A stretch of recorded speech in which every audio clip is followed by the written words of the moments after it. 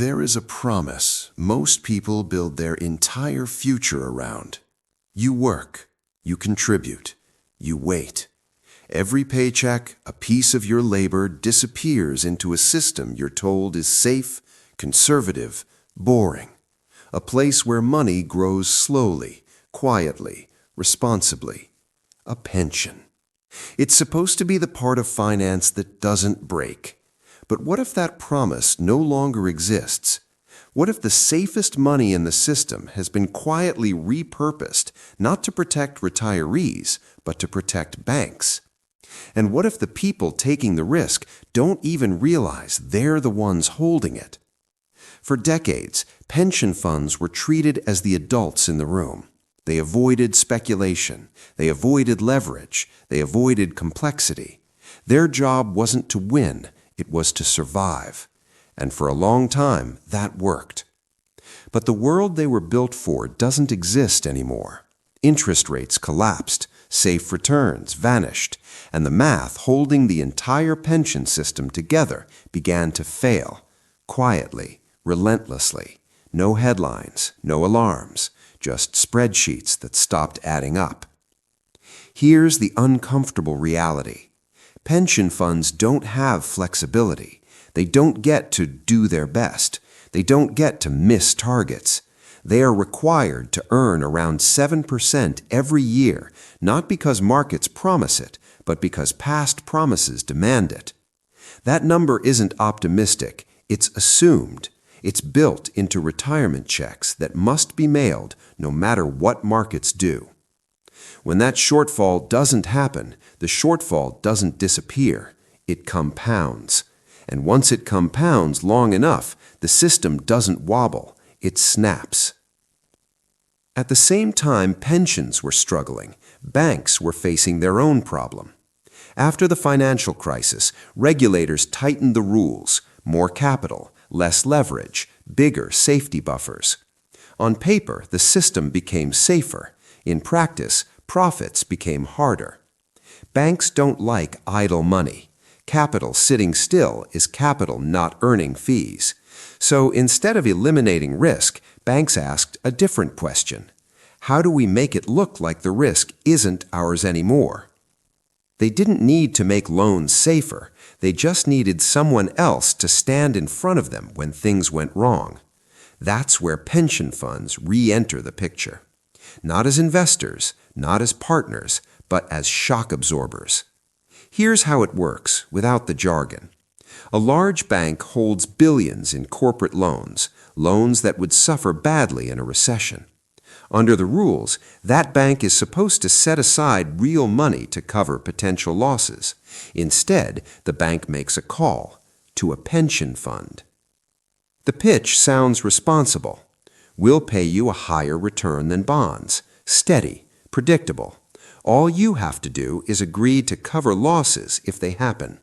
No branches, no customers, no headlines, just a private contract, a promise. If something breaks, you step in first. This is the moment the risk moves. The loan stays on the bank's books. The danger does not. On the surface, this doesn't look reckless. Pension managers aren't gambling on meme stocks. They aren't day trading. They're smoothing returns. They're avoiding volatility. They're choosing assets that don't scream danger every time markets dip. And that's exactly why this works. Because risk that doesn't move doesn't feel like risk. Humans and institutions hate visible instability. A stock that jumps around feels dangerous, even if it grows over time. A private contract that reports the same value every quarter feels safe, even if it's sitting on a fault line. So pension funds moved away from public markets and into places where prices don't update in real time. Private credit, private equity, structured deals. Not because they were safer, but because they were quieter. This is where the system starts lying to itself. There's a cost to quiet assets, liquidity. When money is locked into private deals, it can't be accessed quickly, and pension funds need cash constantly. Every month, checks go out, benefits get paid, promises must be honored. In good times, this isn't a problem. In bad times, it's everything. Because when markets turn, the assets that look stable are often the ones you can't sell, and the assets you can sell are the ones collapsing in price. This is where the danger begins to compound, because the same contracts that make pension returns look smooth are the ones that activate when things go wrong. And when they activate, they don't just reduce returns, they demand cash. At the exact moment, cash is hardest to find. In the next section, we're going to break down what happens when the economy slows, loans start failing, and pension funds discover that the safe returns they were counting on were actually first loss insurance for the banking system, and why, when that moment arrives, the problem won't stay contained inside pension funds. It never does. To understand why this matters, you have to look at what these contracts actually do when the economy slows. Because nothing breaks immediately. That's the most dangerous part. When growth slows, companies don't collapse all at once. They miss payments, they refinance, they restructure. On paper, everything looks manageable. But inside these pension contracts, something else is happening. Remember the promise, if losses happen, you cover them first. That's not symbolic language, it's literal. When a loan starts to fail, the bank doesn't absorb the damage, the pension fund does. Not later, not eventually, first. That's why these deals pay more than bonds. The yield isn't a bonus, it's a warning label. And here's what pension managers don't fully control. They don't decide when that risk turns on. The moment defaults cross a threshold, cash is required, real cash, immediately. The pension fund can't say, we'll pay later. They can't say, let's wait for markets to recover. The contract doesn't care about patience. It only cares about settlement. This is where the illusion of safety collapses, because pension funds don't hold piles of idle cash. They can't afford to. Every dollar sitting still is a dollar not earning return. So what do they actually hold? Stocks, bonds, and increasingly private assets locked up for years. That structure works as long as markets are calm, but when stress appears, the order matters. Public markets react first. Prices drop instantly. Private assets don't. They stay frozen at their last reported value. On paper, this creates stability. In reality, it creates a trap. Because pension funds operate under allocation limits, they're only allowed to hold a certain percentage of risky or illiquid assets. When public markets fall, the liquid part of the portfolio shrinks immediately. The private part doesn't. So suddenly, without buying anything new, the pension fund is over its limits. Not because it took more risk, but because the risk finally showed itself. At that point, the fund has to rebalance. But here's the problem. The assets causing the imbalance are the ones they can't sell. So they sell what they can, the safest stocks, the most liquid holdings, the assets everyone else is already dumping. This forces selling into weakness, which pushes prices down further, which triggers more rebalancing. This isn't theory. This is a mechanical feedback loop. And once it starts, it doesn't need fear to accelerate. It runs on rules. Now add the insurance contracts back into the picture. As corporate stress increases, the same period when public markets are falling, the pension fund is also being asked to deliver cash to banks at the worst possible moment. This is where people assume someone will step in, a regulator, a central bank, a backstop. But those interventions don't arrive immediately. They arrive after damage, and the damage doesn't stay isolated. Because public pension systems aren't private failures. They don't get liquidated quietly. They are legally and politically protected. If a major pension fund can't meet its obligations, the money comes from somewhere else. Higher taxes, reduced services, emergency funding, or money creation. The risk doesn't disappear. It moves again, from pensions to governments, from governments to citizens. This is why banks love these structures. They don't eliminate risk, they outsource it. And once it's outsourced far enough, it becomes someone else's problem, someone with fewer options, someone who can't walk away. There's another layer that makes this worse. The same loans being insured by pension funds are often the loans fueling the most aggressive parts of the economy: highly leveraged buyouts, private equity acquisitions, debt-heavy restructurings. This creates a closed loop. Capital from pensions supports loans. Loans support leveraged companies. Leveraged companies generate fees. Fees flow back to banks, and the risk circles back to pensions. It looks diversified. It isn't. It's concentrated, delayed, and disguised. The danger isn't that this will cause chaos tomorrow. The danger is that it will feel fine right up until it doesn't. And when it stops feeling fine, the response window is small. Liquidity doesn't vanish slowly. It disappears all at once. This is the lesson markets relearn every crisis, not because people forget, but because incentives reward forgetting. Pension managers aren't villains. They're operating inside constraints that don't bend. Banks aren't conspiring. They're optimizing. And regulators aren't blind. They're reacting to the last crisis while the next one forms somewhere else. The system didn't break, it adapted. And adaptation doesn't always mean improvement. Sometimes it just means the same risk wearing a different uniform.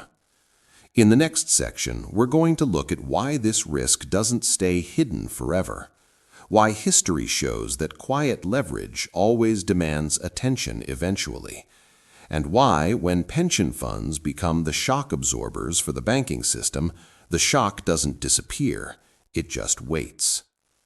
There is a pattern that shows up again and again in financial history. Risk doesn't disappear, it migrates. When rules tighten in one place, pressure builds somewhere else. When leverage is restricted in public view, it quietly reappears behind closed doors.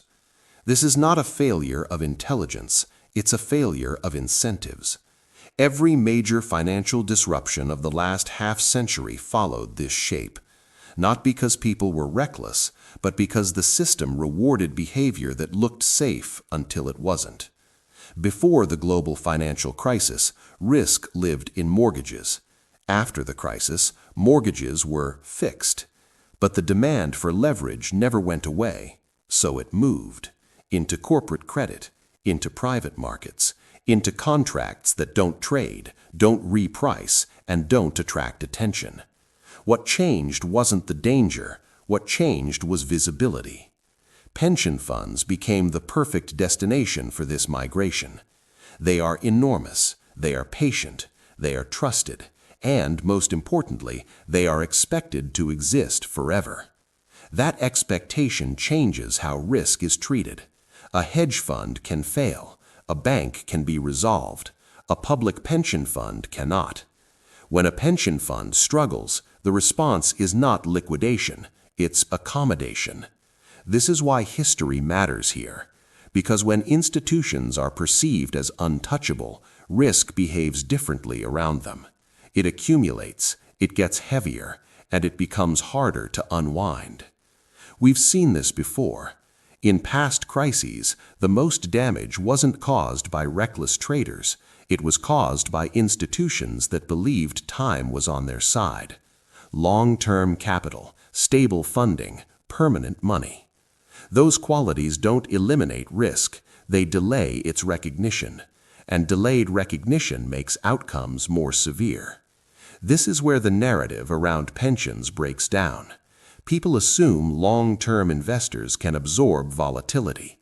That's true for price swings, it's not true for liquidity shocks. Pension funds don't fail because assets lose value on paper. They fail because they can't meet obligations in real time. Cash flow is the constraint, always. And the structures being sold to pensions today are designed in a way that ignores this reality. They generate steady income during calm periods. They demand liquidity during stress. That asymmetry is not accidental. It's how the product works. The problem is that the stress periods are precisely when pension funds are least able to respond. This creates a dangerous mismatch. Long-dated commitments, short-notice cash demands. That mismatch doesn't show up in performance reports. It shows up during transitions, rate changes, economic slowdowns, credit tightening, moments when assumptions are tested. This is why comparisons to past pension incidents matter, even when the instruments are different. The names change, the logic does not. Leverage disguised as stability, complexity framed as sophistication, risk reframed as innovation. And each time the justification sounds reasonable, until the moment it doesn't. There's another psychological factor that makes this harder to confront. Responsibility is diffuse. No single person decides to endanger retirees. Each decision taken alone appears rational. One more private allocation, one more yield enhancement, one more risk transfer. No one sees the full picture, and even if they do, backing away has consequences. Underperform peers and questions are asked. Miss targets and funding gaps grow. Admit assumptions were wrong and political pressure follows. So the system keeps moving forward, not because it's safe, but because stopping is painful. This is how fragility builds without drama. No alarms, no villains, just accumulated exposure waiting for a catalyst. The most important thing to understand is this. The danger isn't that pension funds are taking risk, they always have. The danger is that they are taking other people's risk while believing they are being compensated for patience. They are not being paid for patience, they are being paid for protection. And protection only matters when it's needed. That's the moment the bill comes due. This doesn't mean collapse is inevitable. It means the margin for error is smaller than it appears. And it means the cost of mistakes has been shifted far away from the decision makers who benefit from the structure. That is always the warning sign. When rewards are private and risks are social, instability follows. Not immediately, eventually. Because systems built this way don't break at the top. They break at the base, where obligations are fixed, flexibility is limited, and time runs out. In the next section, we're going to bring this back to the individual level. Why this matters even if you don't have a pension. Why these structures tie everyday economic stability to hidden financial plumbing. And why, when the pressure finally releases, the impact won't feel like a banking problem. It will feel like a public one. At this point, it's natural to think this is someone else's problem. Something confined to pension boards, regulators, and balance sheets you'll never see. But the moment public pension systems are involved, there is no such thing as a private failure. Public pensions are not optional obligations. They are promises backed by law, politics, and social stability.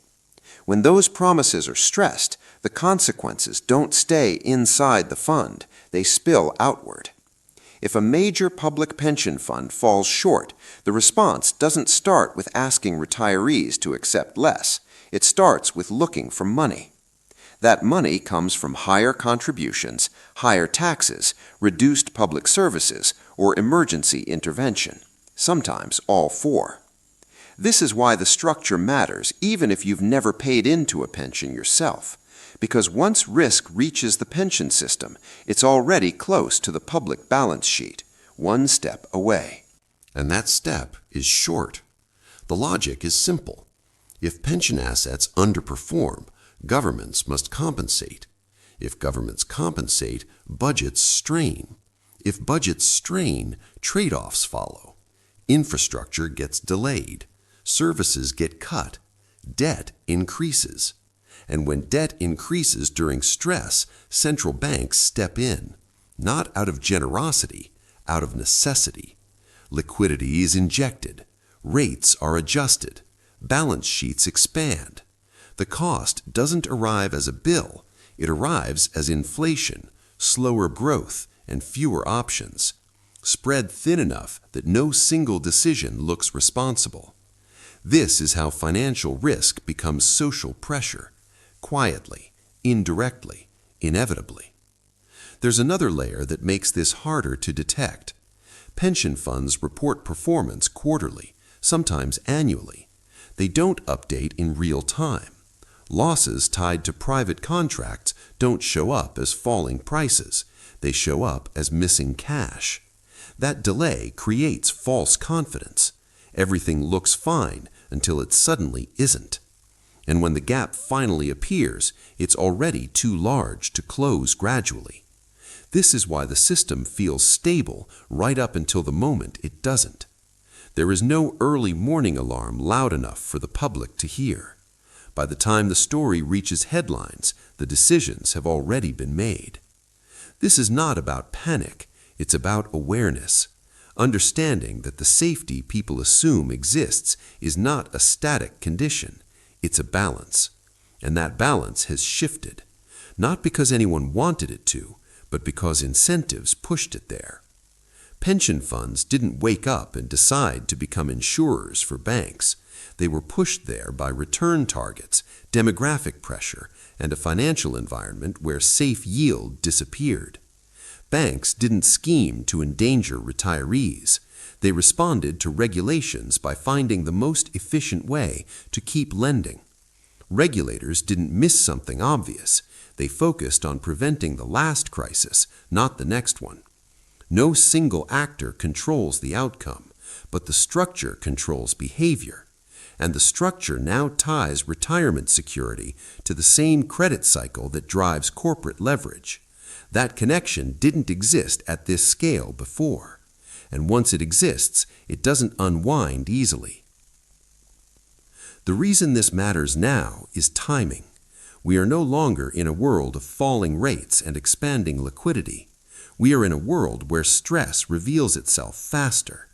Higher rates expose weak borrowers.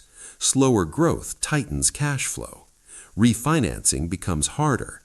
These are not extreme conditions, they are normal ones. And normal conditions are often what break systems built for perfection. The final thing to understand is this. Most financial problems don't start with collapse. They start with friction. Small mismatches, minor delays, temporary shortfalls. But when those frictions occur inside highly interconnected systems, they amplify. What looks manageable in isolation becomes dangerous in combination. Pension funds absorbing bank risk, governments backstopping pensions, central banks stabilizing governments. Each step makes sense. Together they form a chain.